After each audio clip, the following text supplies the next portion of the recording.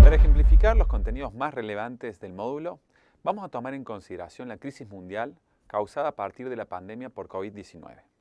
La crisis no fue solamente sanitaria, afectó tanto en lo biológico como en lo psicológico y emocional, ya que es un evento que fue abrupto y disruptivo en nuestros esquemas mentales. Además de la salud, también se vio afectada la economía, tanto la familiar como de las empresas y de los estados. El comercio y la educación también se vieron afectados. Las formas habituales de recreación, las salidas, los viajes, las juntadas, los encuentros entre amigos, todo aquello que solíamos hacer que nos daba en general cierto bienestar, se vio afectado. Cada vez fue más difícil realizar esas actividades y en algunos casos se vio imposibilitado durante meses. La actividad física, sobre todo en las ciudades, se dificultó muchísimo. El trabajo, como todos los ambientes de la vida cotidiana, también se vio afectado. Con el aislamiento ya no era posible sostener el ritmo de trabajo habitual. El consumo de muchos productos y servicios bajó. La logística fue afectada. No se podía ir al trabajo, por lo que muchas empresas tuvieron que detener su actividad. Todo esto fue claramente empeorando por incertidumbre reinante y el miedo de ver el caos en el que se encontraban otros países, mientras nosotros lo veíamos por televisión encerrados en nuestras casas. Sin duda, uno de los momentos más difíciles de la historia contemporánea. Podremos seguir con detalles de todo lo que fue sucediendo, pero creo que ya todos habrán vuelto un poquitito a esos meses del 2020. Ahora bien, ¿qué podemos hacer? Si bien esta crisis ha sido en muchos sentidos diferente a todas las anteriores, comparte un elemento en relación a las crisis que ya hemos vivido como sociedad. Y tiene que ver con que las crisis, si bien son un momento de adversidad, también constituyen un momento de desafío y cambio. Especialmente en este módulo vamos a centrarnos en el desafío y en el cambio en el campo de las organizaciones y las instituciones. La psicología organizacional positiva, también denominada POP, se presenta como un enfoque para el abordaje no solo en miras del bienestar de los trabajadores, sino además del éxito de las organizaciones. Entre otros desarrollos de la POP se destaca el modelo HERO, justamente intentando aportar tanto al incremento de la salud de los trabajadores como a los procesos que colaboran en la superación de crisis o problemas en las organizaciones. Para facilitar la comprensión, evaluación e intervención positiva en las organizaciones, el modelo HERO presenta un amplio conjunto de variables intervinientes en los procesos de salud y resiliencia en las organizaciones. Puntualmente los vamos a organizar en torno a tres grupos: recursos y prácticas organizacionales saludables, empleados saludables y resultados saludables. Desde este esquema, entonces, podemos responder a la pregunta que hice hace unos momentos. ¿Qué podemos hacer en las organizaciones para enfrentarnos de forma resiliente a una crisis? Por un lado, podemos evaluar e identificar oportunidades de mejora y adecuación de aquellas características asociadas tanto a la tarea como a los grupos de trabajo, analizando a su vez las prácticas organizacionales, sus objetivos y la percepción de los trabajadores sobre estas. Por otro lado, podemos evaluar los componentes que hacen de los empleados seres humanos saludables, es decir, analizar sus fortalezas, sus potencialidades personales, así como recursos psicológicos positivos asociados especialmente con el trabajo. Por último, pero no menos importante, evaluar y generar oportunidades de crecimiento en relación a los resultados de la organización en dirección al crecimiento también es un factor crítico para afrontar estas situaciones adversas.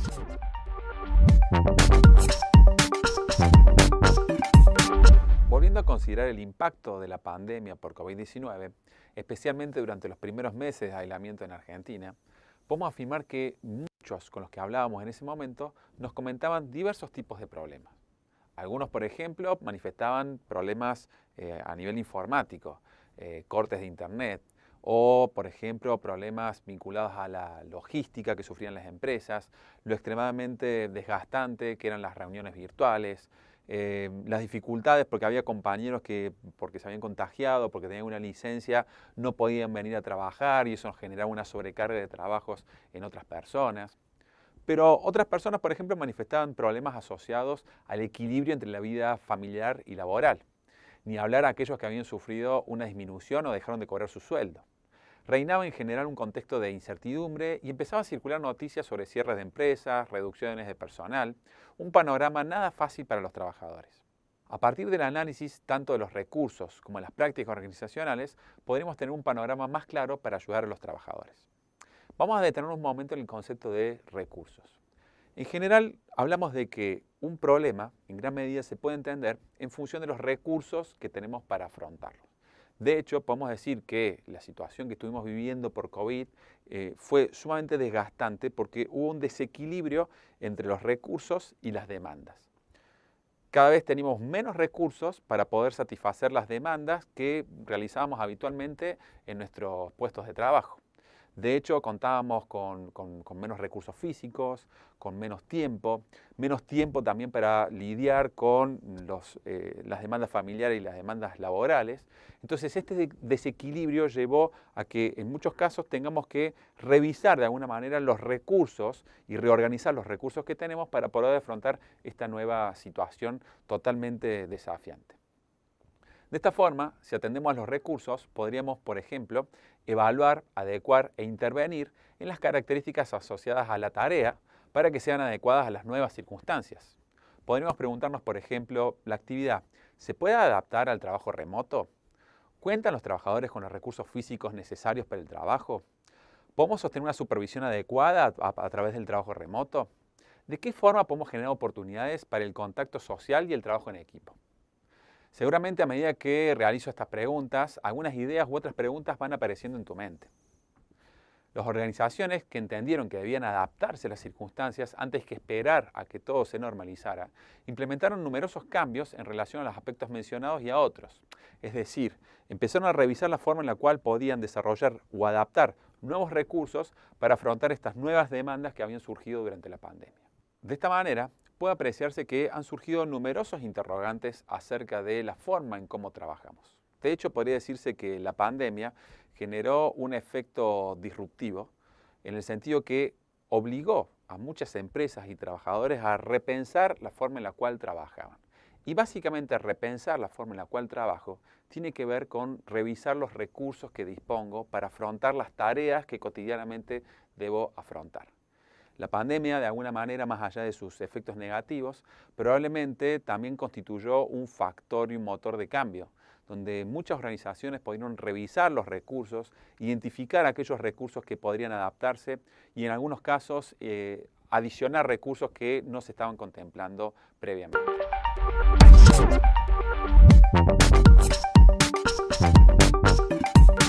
Desde la psicología organizacional positiva, o también denominada POP, se plantea un modelo para poder promover el bienestar y la resiliencia en las organizaciones. Este modelo se conoce como modelo HERO. Y este modelo plantea que el bienestar es un recurso crítico para poder promover la resiliencia en una organización. Es decir, no solamente que la organización logre afrontar estos desafíos, sino que además logre salir fortalecida. Pero para poder lograr esto, es muy importante analizar los perfiles de las personas que forman parte de la organización. Porque va a haber algunos perfiles que son más proclives o al menos tienen algunas características que van a hacer que sea más probable que puedan afrontar esta situación de forma exitosa y con ciertos niveles de bienestar, mientras que hay otros perfiles en los trabajadores que hacen que sea menos probable atravesar de forma exitosa este tipo de dificultades. Imaginemos, por ejemplo, un trabajador que tiene poca confianza acerca de sus capacidades para poder afrontar y adaptarse a este nuevo escenario, que cree que no tiene la confianza suficiente para poder trabajar desde su casa, que siente que no va a tener la capacidad suficiente como para poder adquirir nuevas herramientas tecnológicas, para poder cambiar su forma de trabajar. Imaginemos además que esta persona de alguna manera es poco optimista. Es decir, que tiene la visión de que la pandemia cada vez va a empeorar más, de que es mucho más probable de que la situación económica empeore y termine de alguna manera afectando su continuidad laboral, sus ingresos. Imaginemos que esta persona además tiene un perfil que se caracteriza por la desesperanza, donde siente que ya no tiene sentido hacer ninguna actividad, de que por más que se esfuerce no se va a generar ningún cambio. Bueno, ese tipo de perfiles claramente es un perfil que va a afectar de forma negativa en poder afrontar de forma resiliente y con bienestar ese tipo de dificultades. Los perfiles de las personas han tenido durante esta pandemia son críticos al momento de afrontar esta situación tan cambiante. Básicamente, desde el modelo Hero se plantea que aquellos trabajadores que cuenten con capital psicológico van a poder afrontar mejor estos desafíos. El capital psicológico entonces hace referencia a un perfil caracterizado por 4 componentes. Son trabajadores que tienen autoeficacia o confianza en sus capacidades, optimismo, esperanza y resiliencia. ¿Cómo nos damos cuenta si un trabajador tiene o no este perfil? Bueno, algunos comentarios o afirmaciones que podrían hacer son los siguientes. Reconozco que estamos en circunstancias muy difíciles, pero aún así cuento con recursos para trabajar y obtener resultados positivos. Creo que puedo. He salido adelante de otras situaciones difíciles y conozco este trabajo muy bien. Estoy dispuesto a poner todo de mí y a buscar alternativas, las que sean necesarias para solucionar los problemas que se presenten. Tengo que aprovechar esto para salir de mi zona de confort y aprender cosas nuevas. Me propongo seguir mejorando. Todo esto son ejemplos de afirmaciones que denotan personas que tienen un perfil alineado al CICAP, al capital psicológico. Es decir, personas con autoeficacia, con esperanza, con optimismo y con resiliencia. En la medida en que dispongan de estas dimensiones, son más propensos a lograr no solamente un cambio positivo, sino también atravesar de manera exitosa y con bienestar situaciones adversas.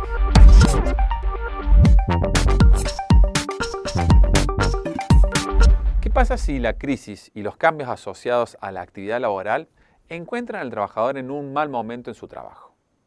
¿Qué pasa si el trabajador ya no confía en la organización o no está satisfecho con su actividad laboral o está padeciendo algunos síntomas asociados al estrés crónico? ¿O qué ocurre si no viene sintiendo emociones positivas o ya no quiere volver al trabajo? Sin duda, los trabajadores que se encuentren en estas circunstancias van a tener más dificultades para poder afrontar los desafíos que se presentan. Y además, estas variables que estamos precisando son variables que contribuyen a una bifurcación. ¿En qué sentido? Son variables que pueden llevar a que se empiece a desarrollar un círculo vicioso, donde cada vez estas variables que mencionamos vayan creciendo y haciendo que la experiencia del trabajador sea menos satisfactoria y que además se generen menos resultados, ¿sí? asociados a las tareas laborales.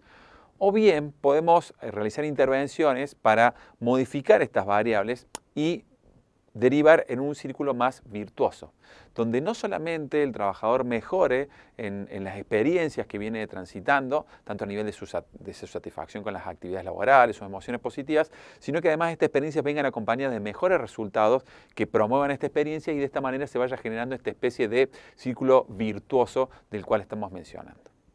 Entonces, ¿qué debemos hacer? ¿Debemos descartar a un trabajador cuando sentimos que no quiere trabajar, que no está experimentando emociones positivas, que no está satisfecho con el trabajo que hace? ¿Cómo podemos hacer para sacar de alguna manera a una persona de este bucle que puede derivar no solamente en una baja experiencia para el propio trabajador, sino también en malos resultados para la organización? Lo que podemos hacer es, si nosotros conocemos estas variables y consideramos el caso, invertimos el tiempo y los recursos necesarios para promover su bienestar, probablemente podemos hacer que esas personas puedan salir de ese factor de mantenimiento, de ese bucle, y lo que podemos hacer es redireccionarlos para que se inviertan esfuerzos y recursos para potenciar no solamente al trabajador, sino también a la organización. Uno de los factores críticos para poder lograr este cambio es la satisfacción laboral. ¿A qué hace referencia la satisfacción laboral? Básicamente hace referencia a que las expectativas de los trabajadores son tenidas en cuenta en la organización, que el trabajador percibe de alguna manera que la organización le brinda oportunidades para mejorar su experiencia y alcanzar sus propias metas. Además de la satisfacción laboral, otro factor crítico es la confianza organizacional. ¿A qué hace referencia la confianza organizacional? Básicamente refiere a que el trabajador percibe una coherencia entre las promesas, los mensajes que emite una organización y lo que hace posteriormente la organización. Si los trabajadores perciben que hay una incoherencia, es decir, que constantemente la empresa da mensajes que después no se sustentan con acciones, entonces lo que ocurre es que esos mensajes pierden credibilidad y el trabajador empieza a desconfiar de esos mensajes y eso influye mucho en su compromiso y en la adherencia a la cultura de esa organización. Otro factor que es crítico tiene que ver con el compromiso. Para favorecer el compromiso es importante entender la tarea que tiene que ser en algún punto significativa para el trabajador.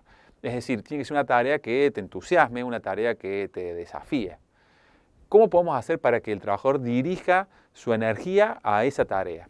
Bueno, esto tiene que ver mucho con la percepción de propósito. Es decir, el trabajador tiene que percibir que esa tarea no solamente es una tarea en sí que contribuye a un objetivo de una organización, sino que se siente identificado con esa tarea, percibe que hay algún propósito que trasciende esa actividad. Es importante intentar que el trabajador experimente ese estado en el que la tarea ocupa toda su mente y en la que puede sentir gran satisfacción por hacerla. Otro factor de gran relevancia hace referencia a las emociones positivas. Cuando hablamos de promover las emociones positivas, de ninguna manera queremos señalar que hay que eliminar las emociones negativas en una organización. Las emociones negativas, o también denominadas emociones displacenteras, hacen referencia a un conjunto de emociones que son totalmente saludables. No tiene nada de malo e incluso sería problemático si yo en mi trabajo no me enojo, nunca tengo miedo, nunca me siento triste. Es decir, las emociones negativas forman parte de nuestro repertorio emocional y son cruciales para lograr un buen funcionamiento a nivel psicosocial. El problema es la prevalencia y la cantidad de emociones negativas que yo experimento, por un lado, y por otro lado, la ausencia de emociones positivas. Porque minimizar emociones negativas no equivale a promover emociones positivas. Las emociones positivas son un factor que se tiene que cultivar y se tiene que favorecer. Y muchas veces se tienen que desarrollar acciones adicionales para promover emociones positivas. Promover las emociones positivas no solamente va a aumentar la motivación de los trabajadores en una organización, sino que además va a amortiguar el impacto de situaciones de estrés o cuando estamos transitando de forma crónica alguna emoción displacentera.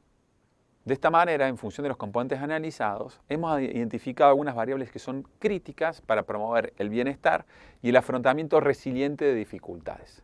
Puntualmente, si nosotros, como líderes, podemos de alguna manera promover la satisfacción, promover la confianza en la organización, promover el compromiso y estimular las emociones positivas, vamos a poder preparar mejor a nosotros mismos, a nuestro equipo y a la organización para afrontar diferentes tipos de desafíos.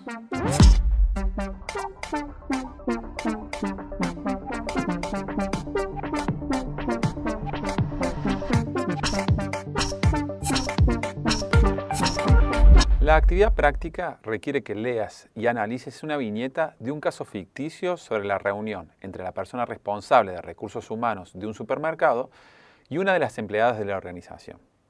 A partir de este material, deberás diseñar una conversación entre ambos intentando favorecer en Susana, como mínimo, 3 componentes de bienestar laboral. Para resolver la actividad, te sugiero que releas especialmente los contenidos de las lecturas 2, 3 y 4. Intenta encontrar ejemplos propios de cada uno de los componentes del bienestar laboral. Imagina cómo los expresarías en una conversación antes de iniciar la lectura. Para resolver la actividad, primero se revisaron los conceptos claves en la bibliografía, para tenerlos en mente durante la lectura e identificar cuáles de ellos se podría utilizar en esta situación.